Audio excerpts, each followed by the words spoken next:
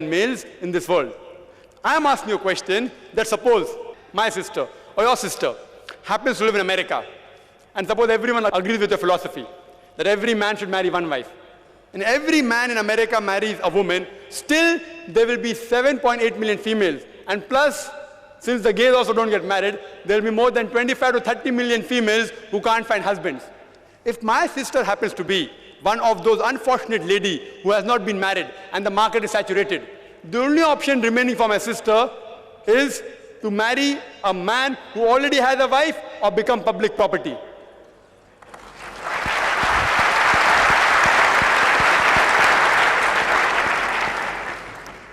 The next question from a brother on the left. Assalamu alaikum. My name is Adiyar Anwar.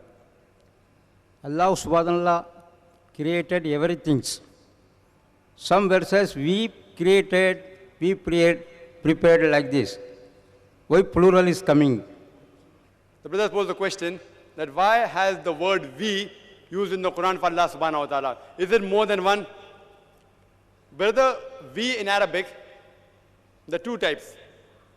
One is we for plural, one is royal plural. Royal plural. Like for example, if you know the Rajiv Gandhi, how he used to speak, he used to say, hum dekhna chahte hai, hum. That hum was not plural, it was singular. It's a royal plural, it's called. The same way Allah subhanahu wa ta'ala, some places uses I, some places uses we. The we in Arabic does not indicate plurality. It means royal plural. Actually it is singular.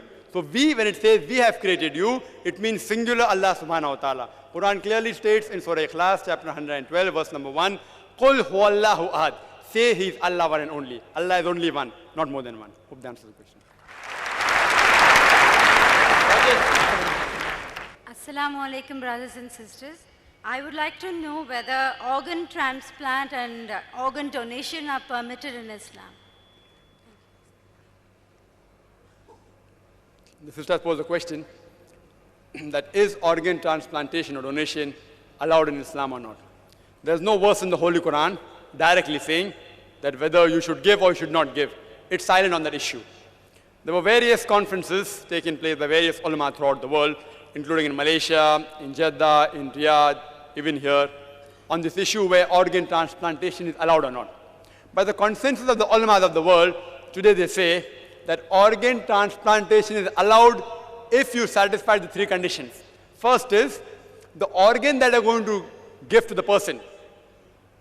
The person, if he receives the organ, his life will be saved. Only if his life is in danger, and then if he wants the organ, then it's allowed. Point number 2, the person donating the organ, he should not do it for economical reasons, not for money.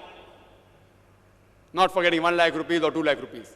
Third is after the person donates the organ, it should not cause loss of his life. Today science tells that there are certain organs in the body, for example the kidney. One kidney is sufficient for a human being to survive and lead a normal life. The second is an additional.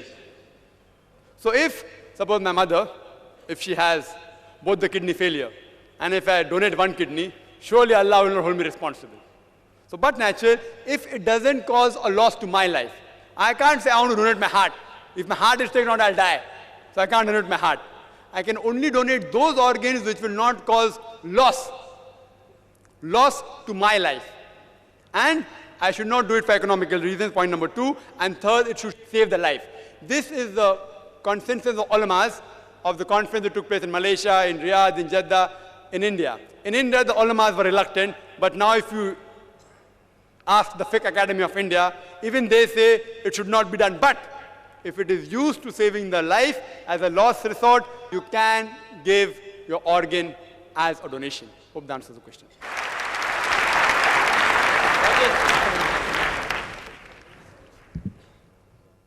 The brother on my right. Good evening, everybody. I'm a student of Sabu Siddiq. My name is Harsh Waghela. I want to ask a question that after the death of human being, dead body should be burnt out or should be buried? The brother posed the question that after a human being dies, should his body be burnt or should it be buried?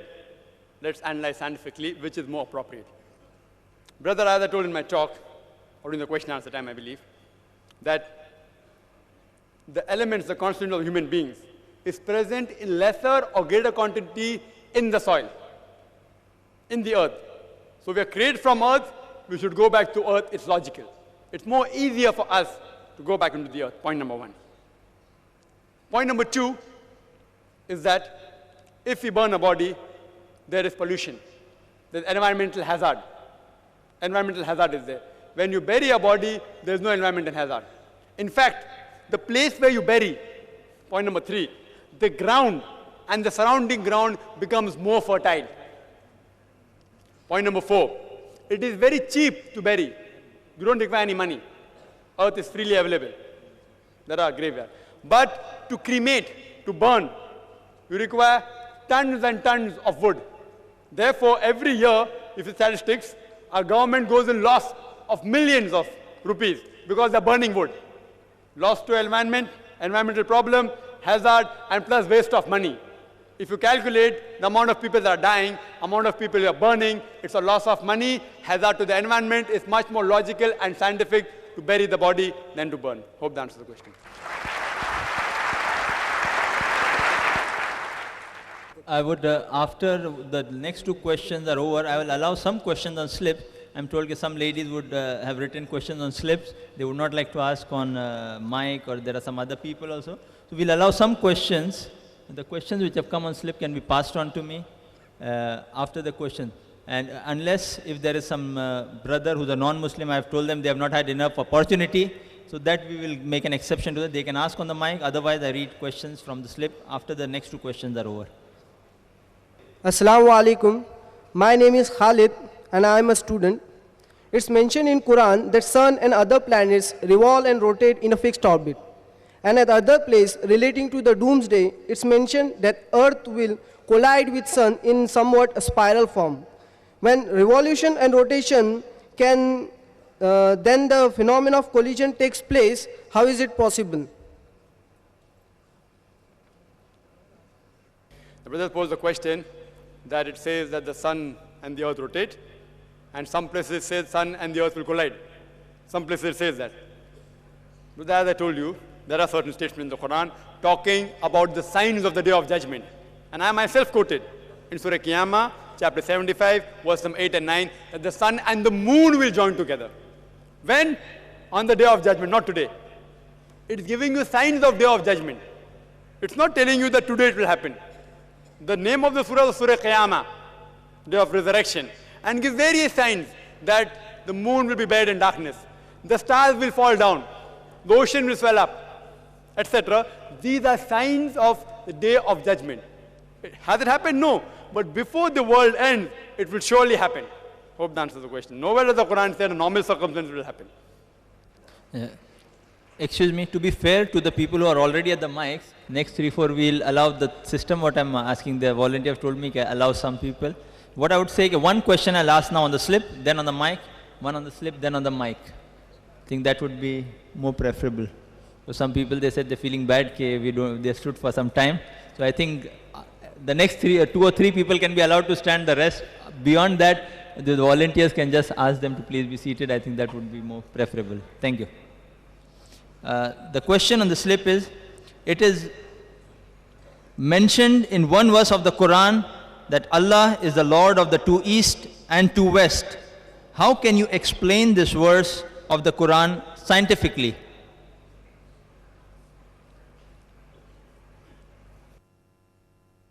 The question posed was that the Holy Quran mentions that Allah is the Lord of 2 east and 2 west. How can you explain scientifically?